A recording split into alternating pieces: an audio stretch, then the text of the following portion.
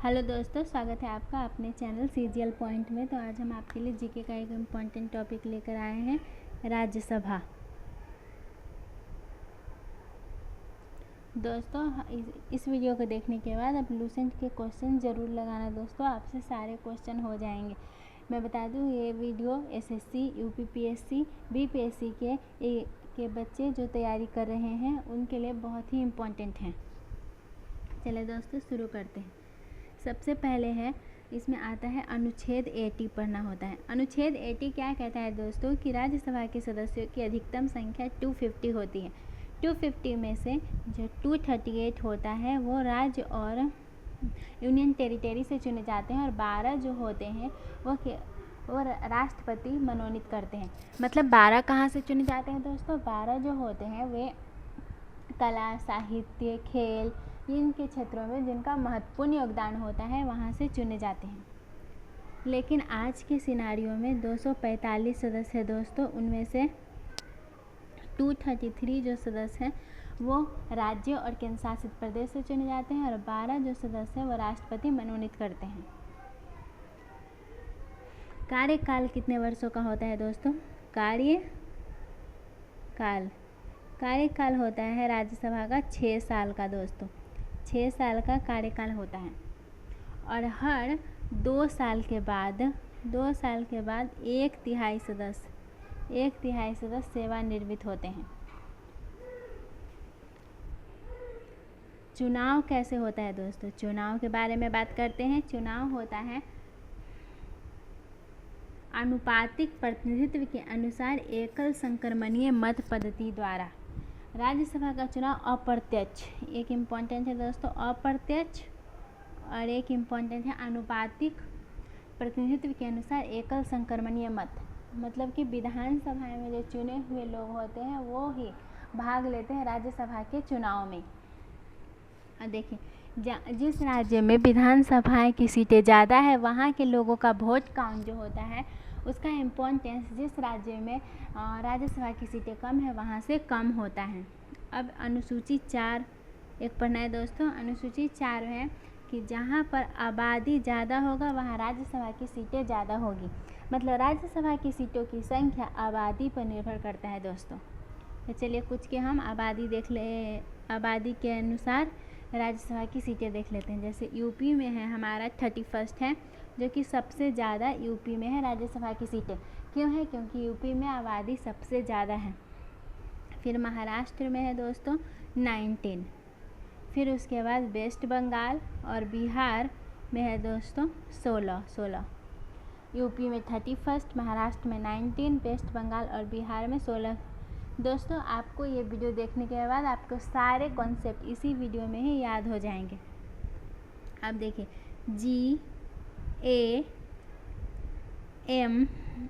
देखिए G for Goa, A से Arunachal Pradesh, M से मणिपुर, M से मिजोरम। ये समय राज्यसभा की सीटें 1 है दोस्तों। देखिए GM और AM से याद कर सकते हैं दोस्तों। अर्थमेटिक मीन, ज्योमेट्रिक मीन में राज्यसभा की सीटों की संख्या 1 है। दोस्तों, आप हमको कमेंट्स में ज़रूर बताइएगा कि आपको हमारा वीडियो कैसा लग रहा है। देखिए, अब कुछ और राज्यों के देख लेते हैं दोस्तों। जैसे उड़ीसा और राजस्थान का 10 है। देखिए, इसको हम ट्रिक से याद करते हैं दोस्तों। जनरल लोग को UR कहते हैं दोस्तों। जनरल लोगों को 10 में से 10 नंबर लाना होता है। तो उड़ीसा और राजस्थान में 10 हो गया। अब एक आंध्र प्रदेश, मध्य प्रदेश और गुजरात, AMG से याद कर सकते हैं दोस्तों 11। ये आपको याद करना पड़ेगा दोस्तों। आंध्र प्रदेश, मध्य प्रदेश, गुजरात। देखिए, केंद्र शासित प्रदेशों में सिर्फ दिल्ली है, दिल्ली और पुडुचेरी, ये दोनों है ना जहाँ पे राज्यसभा है। और जो केंद्र शासित प्रदेश इनके अलावा हैं उनमें राज्यसभा नहीं है। अब एक बार क्रम देख लेते हैं दोस्तों। सबसे ज़्यादा यूपी में था, फिर उसके बाद महाराष्ट्र में, फिर उसके बाद तमिलनाडु में है दोस्तों। यूपी में कितना था? 31, महाराष्ट्र में 19, तमिलनाडु में 18। अगर आपको राज्यसभा का चुनाव लड़ना है तो आपकी एज कम से कम कितनी होनी चाहिए? तो एज का क्राइटेरिया है दोस्तों, आप कम से कम 30 साल के होने चाहिए। अब एक इम्पॉर्टेंट टर्म आता है दोस्तों, कोरम और गणपूर्ति। कोरम और गणपूर्ति संख्या। कोरम और गणपूर्ति संख्या ये क्या होता है? अगर राज्यसभा, देखिए जैसे स्कूल होता है, स्कूल में अगर मान लीजिए 100 बच्चों का स्कूल है और उसमें 4 लोग आ रहे हैं तो स्कूल लोग कुछ दिन के बाद बंद कर देंगे। इसी तरीके से राज्यसभा होता है दोस्तों, वहाँ पे कैसा होता है, कुल सदस्य संख्या का 1/10 भाग उपस्थित होना चाहिए। मतलब देखिए कुल सदस्य 250 होता है, उसका 1/10 कितना आएगा दोस्तों? 25।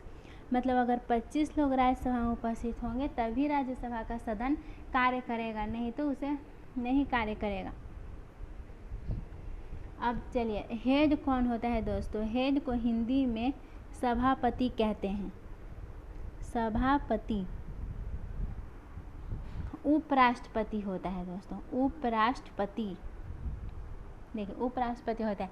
देखिए राज्यसभा एक ऐसा सदन है जिसका हेड उसका सदस्य नहीं होता है। उपराष्ट्रपति राज्यसभा का सदस्य नहीं होता है।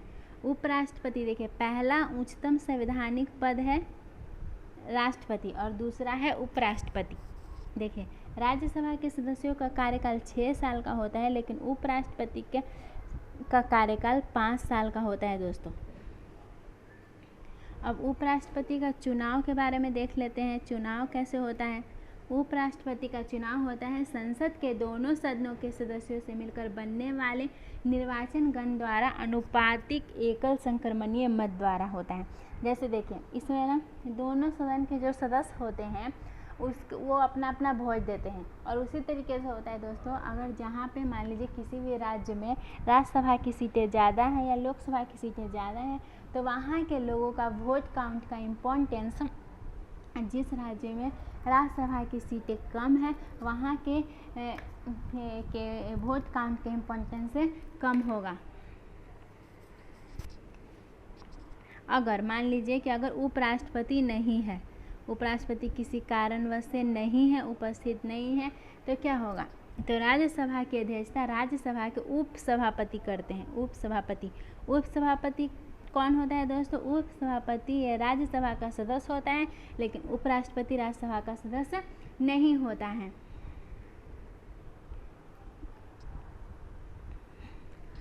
अब एक अनुच्छेद 118 हमारे लिए इम्पोर्टेंट है दोस्तों। अनुच्छेद 118 है कि लोकसभा प्लस राज्यसभा का जब संयुक्त बैठक होता है तो इसकी अध्यक्षता कौन करता है? इसकी अध्यक्षता स्पीकर, लोकसभा के स्पीकर या फिर लोकसभा के अध्यक्ष करते हैं। लेकिन अगर मान लीजिए कि लोकसभा का स्पीकर या अध्यक्ष उपस्थित नहीं है तो कौन करेगा?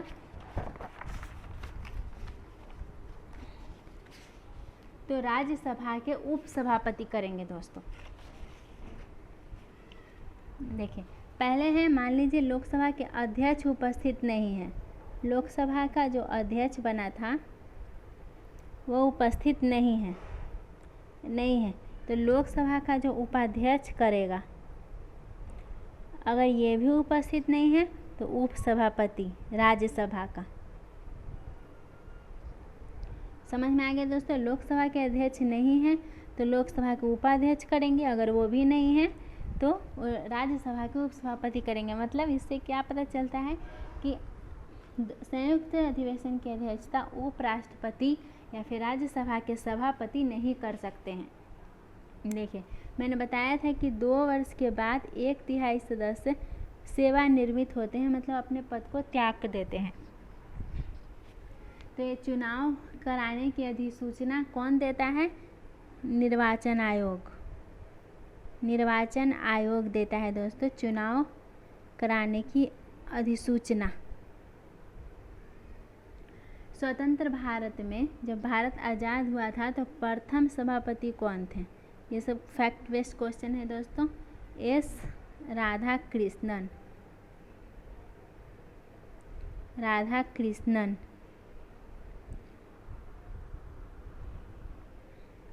देखिए अब 2 अनुच्छेद है जो राज्यसभा को लोकसभा से ज़्यादा अधिकार प्रदान करता है। पहला है 312 अनुच्छेद, इसमें IAS IPS जैसे अगर मान लीजिए कोई अन्य सेवाएं लानी है तो उसमें राज्यसभा को अधिकार प्राप्त है। मतलब अखिल भारतीय सेवाओं का अधिकार किसे है? राज्यसभा को। और अनुच्छेद 249 कहता है कि राज्य सूची के किसी विषय पर संसद द्वारा कानून बनाने से पहले राज्यसभा उसे राष्ट्रीय महत्व का घोषित करने के बाद ही संसद उस पर कानून बना सकती है। लेकिन राज्यसभा के उपस्थित सदस्यों के 2/3 बहुमत से प्रस्ताव पारित होना चाहिए। मतलब है दोस्तों कि अगर मान लीजिए कोई राज्य में कोई इम्पोर्टेंट विषय है, उसको पर केंद्र को कानून बनाना है, तो उसके लिए सबसे पहले राज्यसभा के 2/3 बहुमत से प्रस्ताव पारित होना चाहिए। जब वो पास हो जाएगा तभी वो राज्यसभा उसे राष्ट्रीय महत्व का घोषित कर देगी और उस पर केंद्र कानून बना सकता है। मतलब कि ये दोनों अनुच्छेद जो है वो राज्यसभा को ज़्यादा इम्पोर्टेंस देता है कि लोकसभा से। एक बता दूं मैं दोस्तों, राज्यसभा एक अस्थायी सदन है, मतलब उसे कभी भी भंग नहीं किया जा सकता है। अनुच्छेद 110 में आता है दोस्तों मनी बिल। देखिए एक ऐसे मिला देंगे तो एम बन जाएगा ना दोस्तों, मतलब कि मनी बिल है अनुच्छेद 110 में। मनी बिल को ही धन विधेयक कहते हैं। देखिए धन विधेयक में राज्यसभा को कोई खास अधिकार नहीं है दोस्तों। राज्यसभा ना तो धन विधेयक को अस्वीकार कर सकती है, ना ही उसमें कोई संशोधन कर सकती है। इसे राज्यसभा अधिकतम 14 दिन तक अपने पास रह सकती है। अब आता है दोस्तों साधारण विधेयक। साधारण विधेयक होता है, देखिए जो मनी बिल होता है उसे सबसे पहले लोकसभा में पेश किया जाता है, लेकिन साधारण विधेयक को किसी में भी पेश कर सकते हैं, या तो लोकसभा में या फिर राज्यसभा में। देखिए मनी बिल के संबंध में एक है कि उस पर राष्ट्रपति की अनुशंसा लेनी पड़ती है, उनका सिग्नेचर लेना पड़ता है मनी बिल के लिए। लेकिन साधारण विधेयक जो होता है उसमें राष्ट्रपति की अनुशंसा सिग्नेचर की ज़रूरत नहीं होती है। देखिए मनी बिल और साधारण विधेयक इसे 14 दिन तक राज्यसभा अपने पास रख सकता है, इसे 6 माह तक राज्यसभा अपने पास रख सकता है। देखिए मनी बिल को जब राज्यसभा के पास भेजना होता है तो उसे लोकसभा का अध्यक्ष से परमिशन लेना होता है, लेकिन साधारण विधेयक को जब राज्यसभा के पास भेजना होता है तो उसे लोकसभा के अध्यक्ष से परमिशन लेने की कोई ज़रूरत नहीं होती है।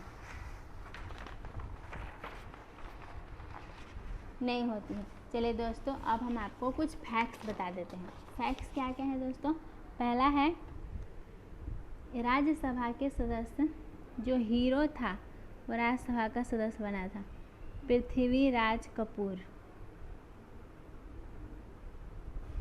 हीरोइन नरगिस दत्त।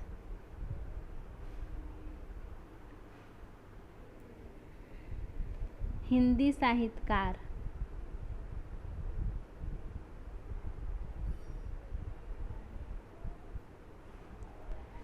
रामधारी सिंह दिनकर।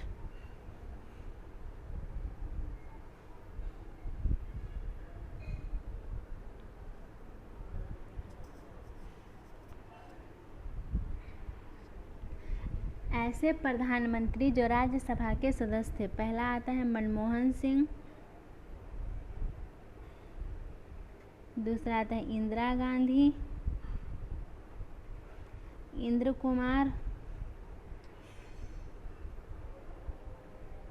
कुमार गुजराल। देखिए इंद्र जो भी है वो राज्यसभा के सदस्य था और वो प्रधानमंत्री भी बनी थी। और मनमोहन सिंह तो अभी हाल फिलहाल बने थे, तो सबको याद ही रहता है दोस्तों। पहली जो महिला सचिव बनी, महासचिव बनी थी, पहली महिला महासचिव, ये कौन है दोस्तों? ये है वीएस रमा देवी।